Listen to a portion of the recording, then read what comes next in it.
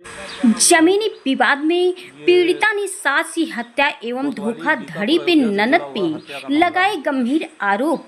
एक इसमें वर्ष पीड़िता बाद भी हैं प्रशासन से नहीं मिला न्याय। शीला साहू पीड़िता जी, ने जो न्यायालय से लगाई न्याय की बटी हुई हैं। गुहार। वरिष्ठ इनके घर का अधिवक्ता मामला है। मार्तंड प्रताप सिंह की बाई। इसमें जो मुल्जिमान हैं हत्या के, वो इन्हीं के घर वाले हैं। प्रॉपर्टी के विवाद में इनकी सास की हत्या की गई है।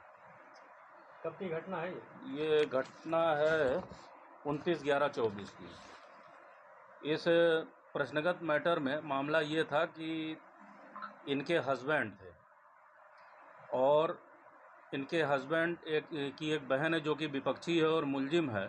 उसका नाम है संतोष और बाकी उसका लड़का है राहुल और उसकी लड़की हैं और उसके रिश्ते है संध्या, उसकी राहुल की पत्नी है और उसकी बेटी है और उसके और भी विपक्षीगण उसके मेली मददगार हैं, उमेश और श्याम नारायण वगैरह।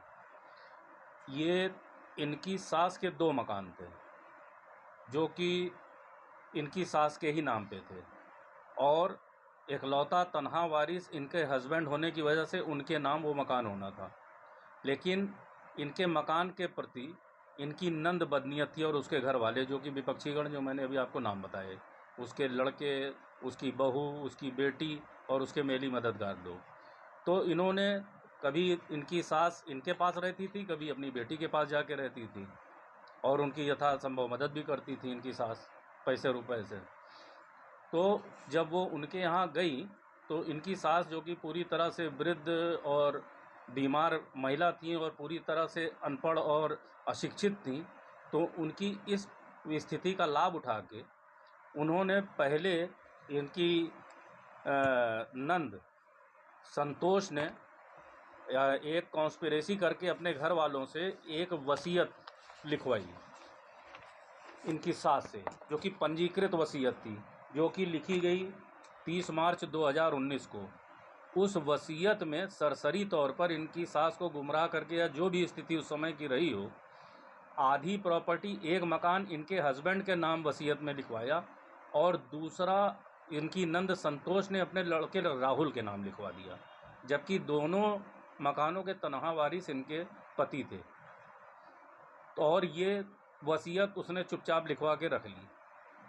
उसके बाद क्या नाम है, जब ये मामला खुला तब इन्होंने अपनी सास को बताया।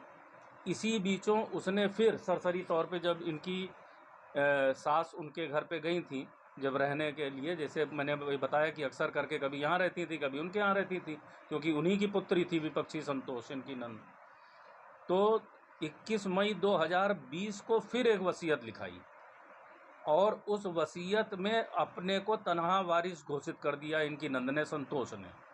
मतलब जो वसीयत पहली डेट में लिखी गई थी 30 मार्च 19 को, उस वसीयत को बाईपास कर दिया, जो कि आधा इनके हस्बैंड के नाम लिखी थी और आधा उसी संतोष के लड़के राहुल के नाम लिखी थी।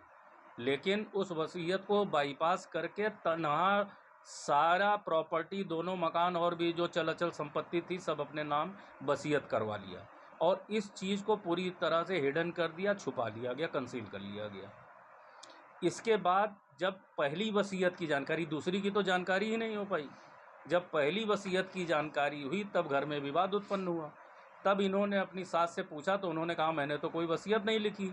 उन्होंने तो वहाँ पे अपने और भी ये कहने के लिए कि हमको इस प्रॉपर्टी में कोई हिस्सा नहीं चाहिए और भी बैंक वैंक के काम के लिए पता नहीं क्या समझा के कहीं उनको ले गए आधार कार्ड वगैरह बनवाने के नाम पे और वहाँ ले जाके तहसील में दोनों वसीयत लिखा ली, जबकि वो सास वसीयत का मतलब ही नहीं जानती थी कि किसको वसीयत लिखा, क्या लिखा।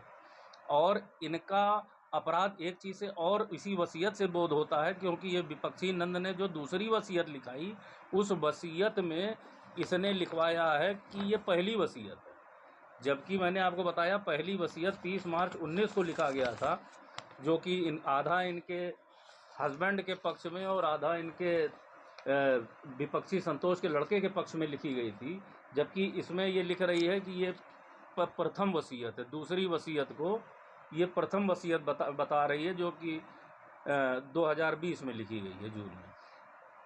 तो इससे भी प्रथम दृष्टया ही इसका अपराध प्रमाणित होता है कि ये प्रथम नहीं दूसरी वसीयत है। तो जब इस पहली वसीयत की जानकारी हुई तब यहाँ पे भी पारिवारिक विवाद की स्थिति उत्पन्न हुई।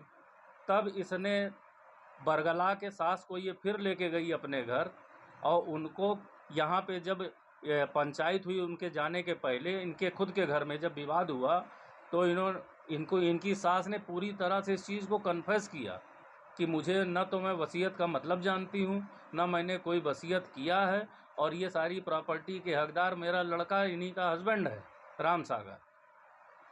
तो ये सब चीज़ बरगला के क्या नाम है, ये चीज़ इन लोगों ने मोबाइल में रिकॉर्डिंग भी की है इस बात की, साक्ष्य के रूप में भी इनके पास है, जिसमें खिलाफ पार्टी भी उपस्थित थे इनके। जब उन्होंने ये बयान दिया है इनकी सास ने, तो इन्होंने रिकॉर्डिंग की है, और उसके और भी बहुत वीडियो और ऑडियो साक्ष्य मौजूद हैं। इसके बाद फिर ये हुआ कि नहीं ठीक है, हम उसको वसीयत को ख़त्म करा देंगे, ये है वो है, कह के मामला बराबर हो गया। फिर मामला नॉर्मल हुआ। कुछ दिन में एक साजिश के तहत वो फिर इनकी सास को लेके अपने घर गई, और पता नहीं किन परिस्थितियों में उनको कौन सी दवा दिया, कौन सा जहर दिया, उनकी मृत्यु हो गई। और समय अंतराल पे इस बीचों उसके पहले इनके हस्बैंड की भी डेथ हो गई। तो इनकी सास जब मर गई उनके घर में, तब इनको पूरी तरह से विश्वास हो गया कि चूँकि इन्होंने वसीयत लिखाई थी उल्टा सीधा, और इन्होंने उसको कैंसिल भी नहीं कराया था, जबकि कहा था कैंसिल करा देंगे, तो इन्होंने उनके पोस्टमार्टम के लिए कहा, और इन लोगों ने पुलिस बुला ली कि बिना पोस्टमार्टम के इनकी सास का फ्यूनरल नहीं होने देंगे, क्रीमेशन नहीं होने देंगे, अंतिम क्रिया नहीं होने देंगे। तो जब पुलिस मौके पे आ गई तो उन लोगों ने पुलिस को भी हमवार कर लिया, और इस चीज़ को कन्फेस किया कि दूसरे को तो उन्होंने वहाँ पे छुपा ही लिया, दूसरे की वजूद ही नहीं मालूम चला कि जो उसने इनकी विपक्षी ने तनहा वसीयत लिखा ली थी संतोष नंद ने, उसको बताया नहीं, सिर्फ पहली वसीयत 2019 वाली को शो किया। कहीं कि इसमें जो लिखा है कि आधा प्रॉपर्टी संतोष नंद की है और आधा इनके हस्बैंड की जो है वो इनके बच्चों के नाम कर देंगे, इस बात को बाकायदा कन्फेस किया है, उसकी रिकॉर्डिंग की है पुलिस वालों ने, और वो रिकॉर्डिंग हमारे पास भी मौजूद है। और इसी शर्त पे उसने लिख के दिया कि आप पोस्टमार्टम मत करवाइए, मैं आधी प्रॉपर्टी दे दूंगा, और इसके साथ साथ डराया धमकाया भी कि अगर तुमने क्या नाम है पोस्टमार्टम करवाया तो तुम्हारे घर में अब कोई है नहीं, तुमको भी जान से मार देंगे, और तुम्हारे हस्बैंड ने जो दिखा रही हो कि आत्महत्या किया, क्या किया, वो हम ही लोगों ने हत्या की, जो भी स्थिति रही हो। मतलब इन लोगों ने, छोटे छोटे बच्चे थे, इसकी वाइफ ने डर के मारे समझौता किया और पोस्टमार्टम नहीं हुआ। ये सारी चीज़ें ऑडियो और वीडियो फुटेज में मौजूद हैं। और जब उसके बाद जब फ्यूनरल हो गया तब इन लोग गिरगिटान की तरह रंग बदल दिए मुलजिमान लोग। इन लोगों ने कहा कि वो वसीयत तो छोड़ो, मैंने एक वसीयत और करवाई है कि पहली वसीयत तो दोनों के नाम थी, अब इस दोनों प्रॉपर्टी की तनहा मालिक मैं हूँ, और जिस मकान में ये रह रहे हैं उसको भी बलपूर्वक खाली कराने के लिए वो सब उद्धृत हो गए, आमादा फौजदारी हो गए। तो जब इनको दूसरी वसीयत की जानकारी हुई और पोस्टमार्टम भी हो चुका था तो और ये कुछ कर भी नहीं सकते थे, तब इन्होंने मुआयना करवाया, तब ये दूसरी वसीयत का वजूद इनको मिला कि सन 2020 में ये दूसरी वसीयत इन्होंने करवा ली है, जिसमें तनहा ये संतोष ने अपने आप को उत्तराधिकारी घोषित कर दिया है वसीयत के आधार पे। ये संतोष, ये दूसरी वसीयत है, और इस वसीयत में ही लिखा है कि ये प्रथम वसीयत है। तो इनको जब कहीं न्याय नहीं मिला और इनका जो इनके हिस्से का घर था वो भी जाता हुआ मिला, तब इन्होंने पुलिस में एफर्ट किया, सब जगह प्रशासनिक दरखास्त दी, लेकिन उन लोगों का इतना रसूख है स्थानीय राजनीतिक उसमें कि इनकी कहीं सुनवाई नहीं हुई शासन प्रशासन में। फिर अंत में माननीय न्यायालय की शरण में ये आई, यहाँ से इनको रिलीफ मिली, माननीय न्यायालय के आदेश से ये FIR वजूद में आई जो मैंने अभी आपको दिखाया। ये FIR 8 अप्रैल 2025 को माननीय न्यायालय संबंधित के आदेश से तब जाके पंजीकृत हुई, जिसमें 420, 67, 68, 71 पुरानी IPC धाराओं के हिसाब से बता रहा हूँ, इंक्लूडिंग 302 IPC, इन सारी धाराओं में BNS की धाराएं ये सब हैं। तो मेन धारा है इसमें 302 IPC के अनुसार, और बाकी 419, 20, 67, 68, 71 वगैरह 120 भी सारे इसमें ये हैं। और अब पुलिस किस कदर इनसे मिली हुई है, ये बहुत ही महत्वपूर्ण पहलू और मैं रहस्य उजागर करने जा रहा हूँ कि आप देखेंगे कि तहरीर में ही अपने FIR के इन्होंने इतने मुल्जिमान को नामजद किया है। जो कि तहरीर का पार्ट है।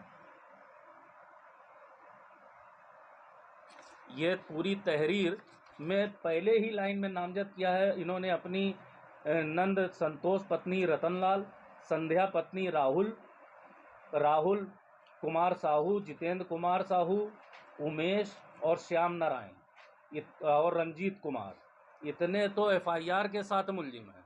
और आप देखें पुलिस किस कदर मिली हुई है कि एफआईआर अज्ञात में दर्ज की गई है। ये इस बात को प्रमाणित करता है कि साथ नामजद अभियुक्त बनाने के बावजूद, न्यायालय के आदेश के बावजूद पुलिस किस कदर प्रभावित है मुल्जिमान से कि वो बजाय नामजद करने के इन अभियुक्तों को एफआईआर में, अज्ञात में एफआईआर दर्ज करती है। और उसके बाद पुलिस और विपक्षीगण लगातार, ना तो आज तक कोई गिरफ्तारी हुई है, न किसी प्रकार की कोई सकारात्मक कार्रवाई हुई है। पुलिस लगातार इनके और इनके घर वालों के ऊपर, वादिनी के और पीड़ित लोगों के दबाव बना रही है कि इस एफआईआर को वापस ले लो, सुलह कर लो, नहीं तो तुम्हें इससे भी गंभीर मामले में, फर्जी मुकदमा पंजीकृत कराने के अपराध में जेल भेज देंगे। और ये सिंपल इसका डेथ का केस है जो तुम 302 बता रही हो, जबकि हमारे पास वीडियो साक्ष्य हैं, अभिलेखी साक्ष्य हैं, ऑडियो साक्ष्य हैं, हर तरह के साक्ष्य और प्रथम दृष्टया प्रमाणित होने के बावजूद आज तक एक भी अभियुक्त की गिरफ्तारी नहीं हुई है। यहाँ तक कि पुलिस ने किसी का, कोई संबंधित गवाहों का, अभियोजन साक्षियों का कोई बयान तक नहीं दर्ज किया है, ना कोई मौका मुआयना किया। प्रकरण में आपके द्वारा क्या कार्रवाई की गई? इस मुकदमे में मेरे द्वारा फिलहाल पुलिस इनको ये बता रही है कि इस मामले में सब पूरी तरह से फर्जी और संदिग्ध मान के हम लोगों ने फाइनल रिपोर्ट प्रेषित कर दी है, लेकिन व्यक्तिगत स्तर से पता करने पे न्यायालय पे भी मालूम चला है कि किसी प्रकार की कोई फाइनल रिपोर्ट नहीं आई है।